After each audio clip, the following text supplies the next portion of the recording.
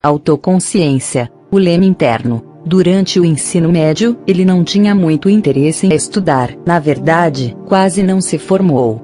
Tendo sido criado num sítio nos arredores da cidade, passava muito tempo sozinho, lendo ficção científica e mexendo em potentes carros antigos, sua paixão. Na semana anterior à formatura dele, um carro passou correndo por trás quando ele estava virando à esquerda para entrar na garagem de sua casa, destruindo seu pequeno carro esportivo. Ele quase morreu. Uma vez recuperado, meu amigo entrou para a faculdade comunitária local, onde descobriu uma vocação que fascinou sua atenção e mobilizou seus talentos criativos: fazer cinema.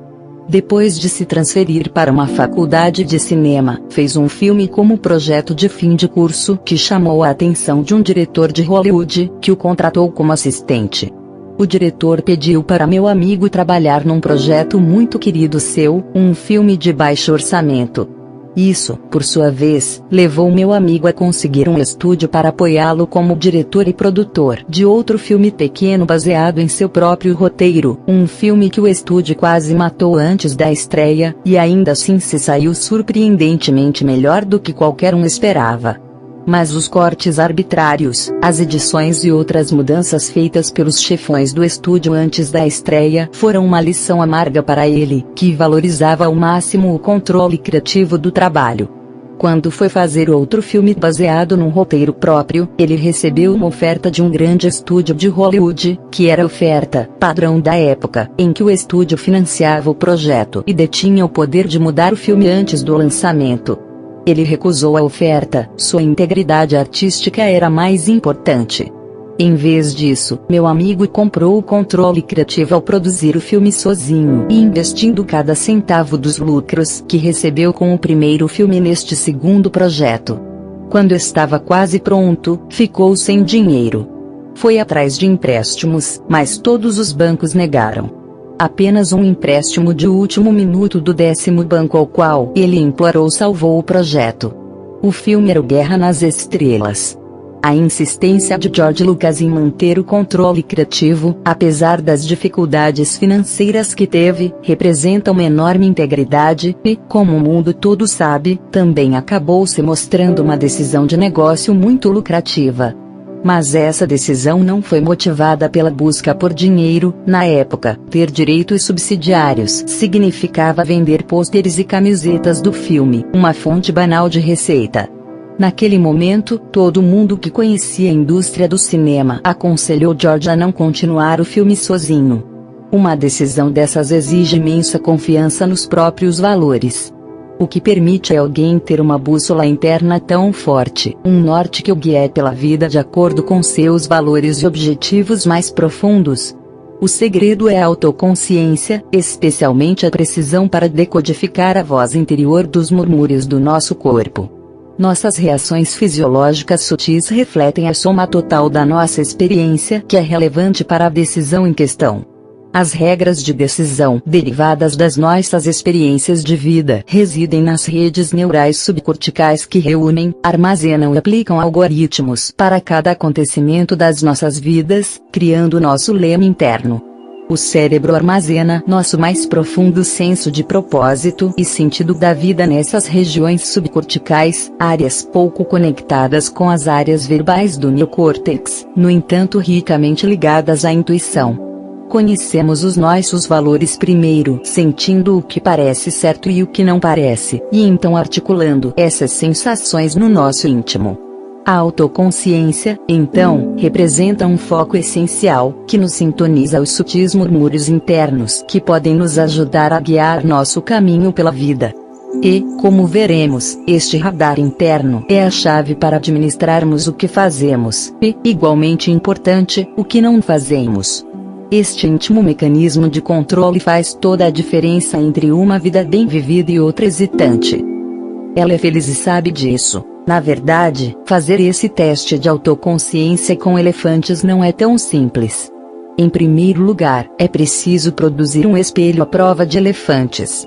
Tente uma superfície reflexiva de acrílico de 2,5 metros por 2,5 metros colada a um compensado preso a uma moldura de aço e pregada à parede de concreto de uma jaula de elefantes.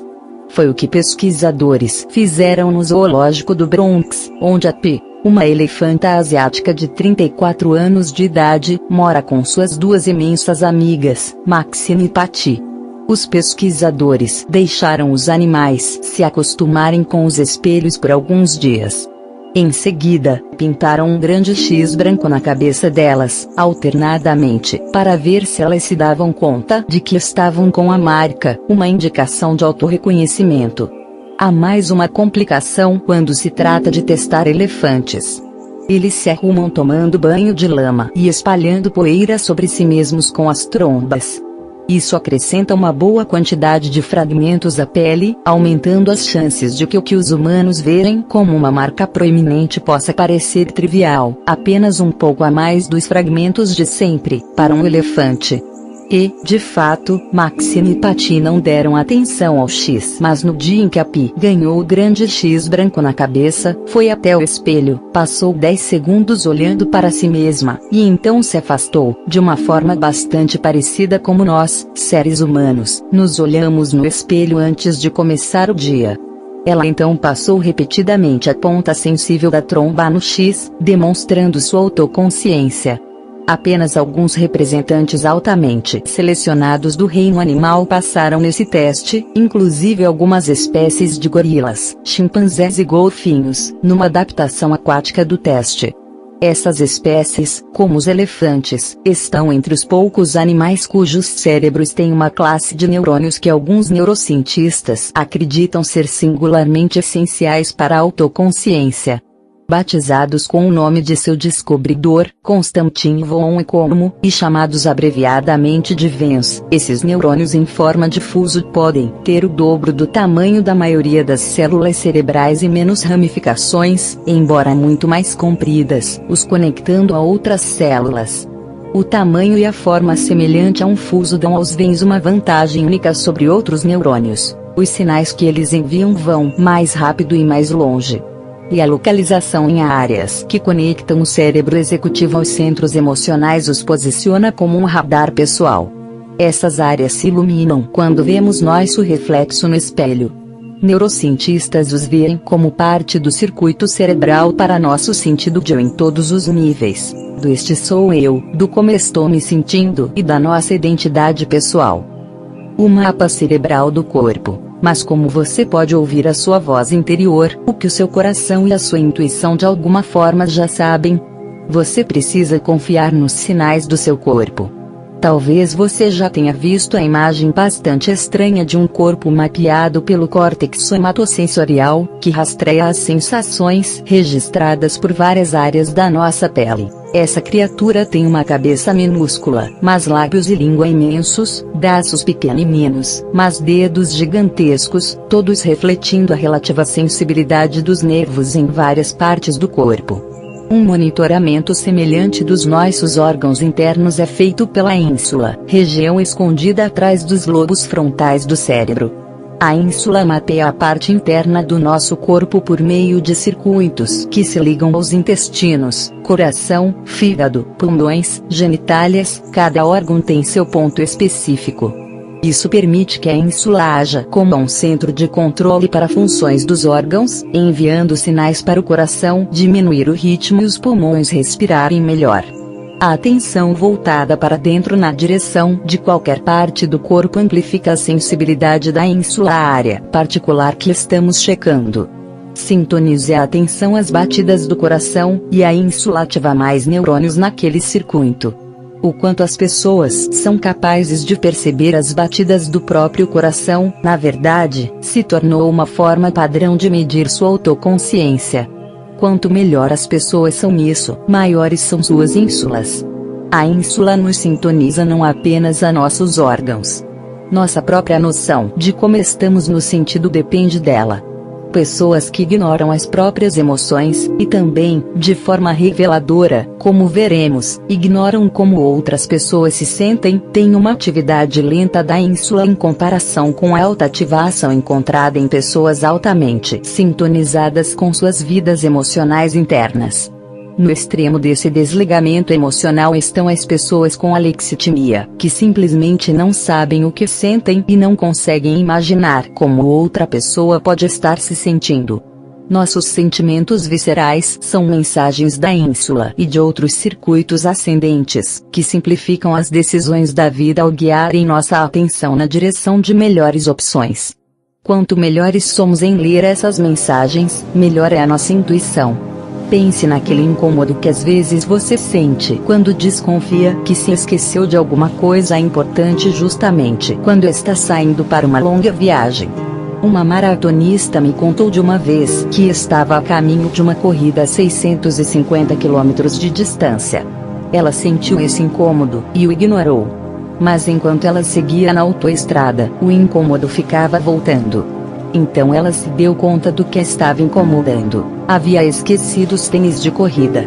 Uma parada num shopping que estava prestes a fechar salvou o dia. Mas seus tênis novos eram de uma marca diferente das que ela usava normalmente. Depois ela me contou: nunca fiquei tão machucada. Marcadores somáticos é o termo do neurocientista Antônio Damasio para as sensações do nosso corpo que nos dizem quando uma escolha parece certa ou errada.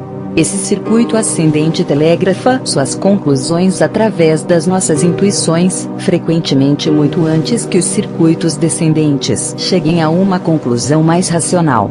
A área pré-frontal ventromedial, parte-chave desse circuito, guia a nossa tomada de decisão quando encaramos as escolhas mais complexas da vida, como com quem nos casar ou se compramos uma casa. Essas escolhas não podem ser feitas com base numa análise fria e racional. Em vez disso, nos saímos melhor ao simular como seria escolher entre A ou B. Essa área do cérebro opera como esse leme interno. Há dois importantes fluxos de autoconsciência: o eu que constrói narrativas sobre nosso passado e nosso futuro e o eu que nos traz ao presente imediato. O eu relacionado ao passado e ao futuro reúne o que vivemos através do tempo. O eu do presente imediato, em absoluto contraste, existe apenas na experiência crua do aqui e agora. O eu do presente imediato, nossa mais íntima noção do nosso self, reflete a soma fragmentada das nossas impressões sensoriais, especialmente os estados do nosso corpo. Este eu é formado a partir do sistema do nosso cérebro responsável por mapear o corpo através da ínsula. Esses sinais internos são nossos lemes interiores, que nos ajudam em muitos níveis, desde viver uma vida de acordo com nossos valores até nos lembrar de colocar nosso tênis de corrida na bagagem. Uma artista veterana do Cirque du Soleil me contou que, com suas rotinas cansativas, os artistas se esforçam pelo que ela chamou de prática perfeita, em que as leis da física e as regras da biomecânica se unem com o tempo, os ângulos e a velocidade, de modo que eles consigam ficar mais perfeitos por mais tempo, já que não se pode ser perfeito o tempo todo. E como o artista sabe que está se aproximando da perfeição? É uma sensação. Sabemos disso, mas nos